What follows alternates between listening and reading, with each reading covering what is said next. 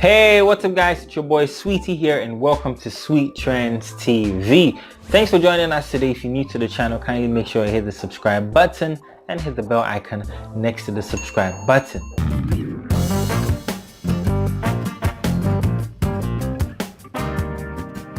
Trending in the news today, the All African Music Awards, also known as the AFRIMA, has kicked Ghana out of hosting the awards night.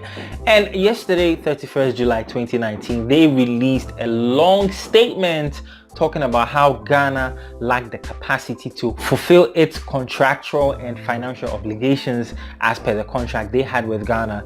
And so it looks like Ghana is incapable of hosting the awards. Now, Ghana actually had a 3-year shot to host the awards. They hosted it in 2018 in November, and it wasn't that bad, but actually it wasn't up to the expectation of the International Committee of the AFRIMA. And so after lots and lots of meetings, they finally decided that they're going to pull Ghana out. And Ricky Stein, who happens to be the international advisor of the AFRIMA, made a statement saying, "It was a hard decision for us to withdraw the awards hosting rights for the next 2 years, 2019 and 2020 editions, from the Republic of Ghana. As an awards owned for the African people, it's structured to travel around the continent, giving the people the true African experience. We have some fond memories of our time in Ghana, immersing ourselves in the lifestyle and music, and we have formed great friendships among the Ghanaian people. We look forward to returning to Ghana at a more opportune time."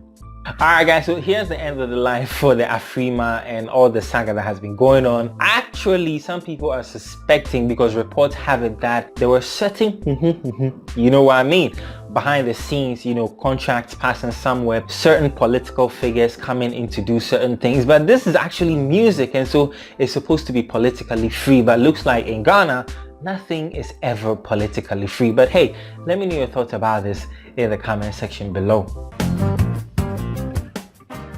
Alright guys, so still in the news, last week I brought you guys that story about Nancy Pelosi, the Speaker for the House of Reps of US Congress, coming to Ghana with her delegation. Yes, they have arrived a couple of days ago actually, and they've been touring the country. They were in Cape Coast, they went to the Elmina Castle to see all those slave trade areas and how slaves were being transported from other countries to Ghana and from Ghana to the United States.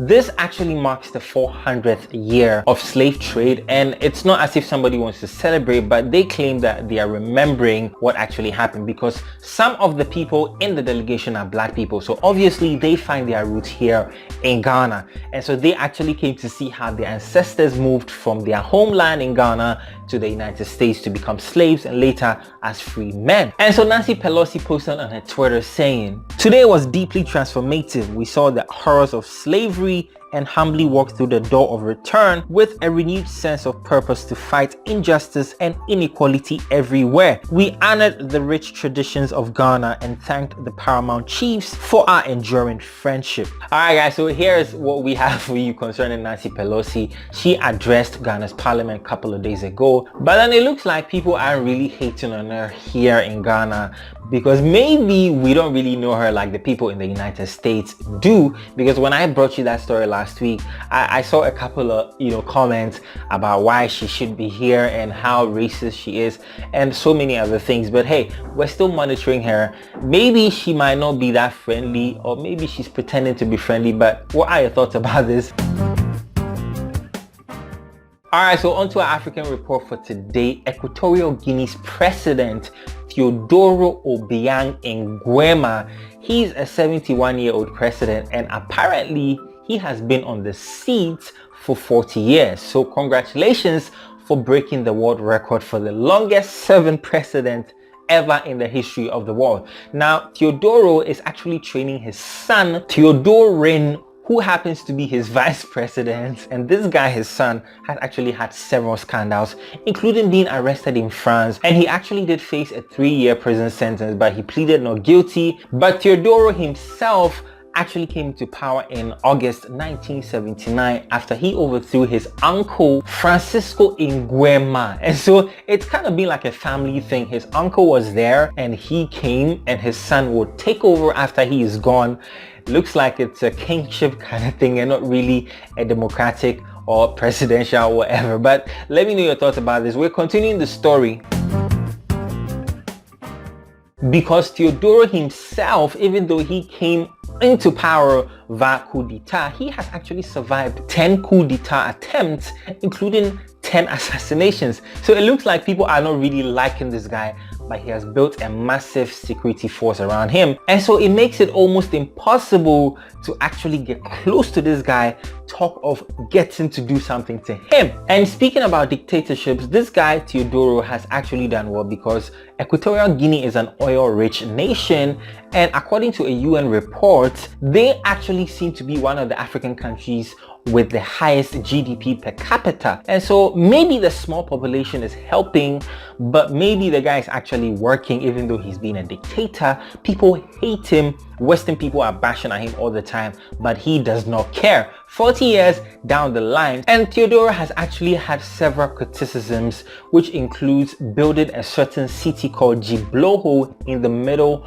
of a jungle. And reports have it that he used half of the nation's 2016 budget to build the city, just to prove how transformed the country has been. And also he actually loves all these other African dictators, because when Gambia's Yahya Jammeh was on the run after he was overthrown, he actually found refuge in Equatorial Guinea because that's his friend. And so these are some of the criticisms that he's actually gone through. Congratulations, Mr. President Teodoro, on your 40th anniversary. And for those of you who want to go to Equatorial Guinea to celebrate, come on, start booking your tickets now. But also let me know what you think about this in the comment section below.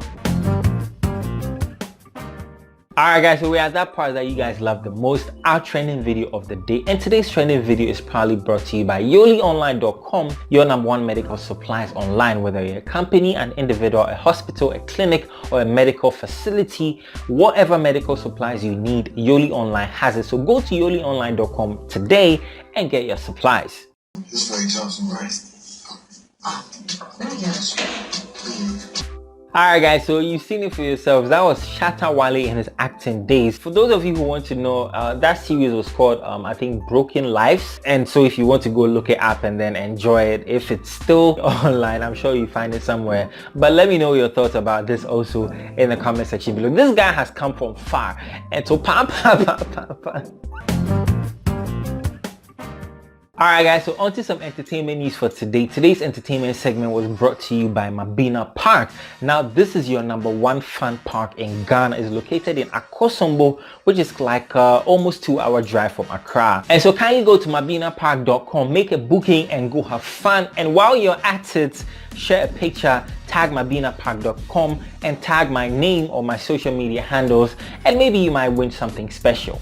So in today's entertainment news, we've got Sarkodie Shatta Wale. Now Sarkodie has actually been trending for the past couple of days, since I think last week, and it's a lot of issues. His album Wahala, I talked about it, his response to medical saving the Ghana rap industry on yesterday's episode. If you didn't watch it, you can find it up here in the description below. And today he talks about his beef with Shatta Wale in detail, but it's actually kind of brief. And so Sarkodie, in his latest interview with Foresight TV, was asked about his relationship with Shatta Wale, and he actually had this to say.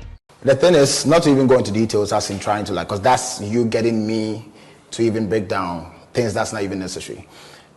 If you go and do your checks, I want to use disrespect started way before all that. We all know my brother, that would be like a good point to stand on to say this is why I'm mad. But he has been like that for a minute before even the show. So if he wants to say there was a show and this or whatever happened, he knows I will not come out to come and talk. Okay. But the thing is being there, if you do your checks, there's been several times that things have been said which is not true.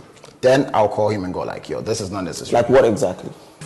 You can go all the way back. That's my brother. First I used to see it as fun, because that's his character. But then it got serious. To sit on radio and go like you met a fan of mine who said he wanted to take pictures and I said no and I don't treat my fans well. That's like you're trying to turn the people against me, And this is way back. And there's times you've been on stage, you use the F word and all that. I contained all that for a long time. So the build-up is from way back, not just recently. But you dropped advice for him. Advice came after all that. After all that. Yes, exactly. So after all those things that you have said from those times, now advice comes to address that. Okay. So right after Advice, what have I done from that time? Alright guys, you've heard it for yourselves. Now, what do you think about what Sarkodie is saying? I mean, Shatta Wale has one side of the story, Sarkodie also has another side. People are saying that Sarkodie lies, but because he puts his branding and his image first, he actually seems like a much convincing candidate compared to Shatta Wale, who is hey, pa, and all over the place. But hey, tell me what you think about this in the comment section below. Alright, so still in some entertainment news, choppable and lovable and marriageable actress Juliet Ibrahim. Mwah! Taste! Yes, Juliet Ibrahim, in her latest interview with BBC, it was actually conducted in Pidgin. She stated that a president of a country, African country of course, did propose to her and wanted to go out with her. Now, she didn't go into details, but here's what she said. Right now, I am single. Very single. I'm not searching. But if you're out there, Mr. Right, and you're looking, watching this video, please hit me up. Now I'm president for one country. I'm not gonna talk Alright guys, you've seen it. Now several other things were said during that interview, and so for those of you who want to watch it, some part of it actually talked about how she grew up as a refugee, how she traveled from Lebanon to Ivory Coast and then to Ghana. She's really suffered, but you look at her right now in a glorious moment and you wouldn't have imagined that she had to go through all these difficult times. And as a matter of fact, she's writing a book, and so I put the link to that full interview in the description below for those of you who want to go check it out. Thank me later. Okay guys, so on to some sports news for today. Coach Kwesi Appiah, the coach of the Black Stars, is most likely to be retained as Black Stars coach, even after his failed AFCON 2019 campaign and all the brouhaha and all the wahala surrounding him. Now, Coach Kwesi Appiah met with the president, Nana Addo Dankwa Akufo-Addo, yesterday, and it was a closed-door meeting. But it looks like Coach Kwesi Appiah himself does not want to vacate the position because, according to him, his contract expires in December, and so he wishes that it would keep him till December, and then if you want to let him go, you let him go. But also, it actually makes sense and it's the wise thing to do, because if you sack him now, you're going to end up paying a huge severance fee, and so that's the best thing to do. But other reports are also stating Kwesi Appiah will never be sacked as long as Nana Addo Dankwa Akufo-Addo is in power, because Kwesi Appiah is close to Nana Addo, and so there's some political motivation there. He might still be kept as coach, but hey, maybe it's not really his fault, because when it comes to football, the players play a part and the team also plays a part. And so there has to be a synergy for this thing to work properly, and there has to be a good coach-team chemistry. And so maybe he would actually work it out and make something happen. But we'll be following this story and bringing you close updates as soon as we receive it. What are your thoughts about this? Should Kwesi Appiah be sacked or should he be retained? Let me know your thoughts in the comment section below. Alright guys, so this has been your daily news update for today. Thanks for joining us. If you're new to the channel, kindly make sure you hit the subscribe button and hit the bell icon next to the subscribe button. Leave a thumbs up, leave a like on the video if you enjoyed it, share with your family, friends, loved ones, let them know what's going on, let them know what's trending, and like I always say, I'll see you guys in the next video. Peace.